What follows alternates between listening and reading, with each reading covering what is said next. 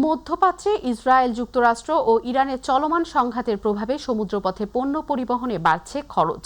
Hormuz প্রণালী ঘিরে নিরাপত্তা ঝুঁকি তৈরি হওয়ায় আন্তর্জাতিক শিপিং কোম্পানিগুলো কন্টেইনার প্রতি নতুন করে সারচার্জ আরোপ করেছে।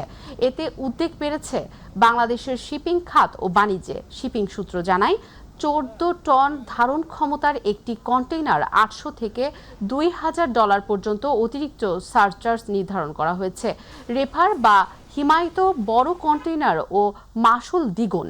বিশ্বের বড় শিপিং লাইনে যেমন ডেনমার্কের মায়ের্স্ক লাইন, সুইজারল্যান্ডের মেডিটেরিয়ান শিপিং কোম্পানি, ফ্রান্সের সিএমও, জার্মানির হ্যাপাগ লয়েড তোমধ্যে এই জরুরি সারচার্জ ঘোষণা করেছে।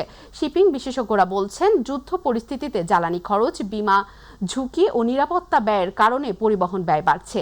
এতে বাংলাদেশের আমদানি রপ্তানি বাণিজ্যও নেতিবাচক প্রভাব পড়তে পারে।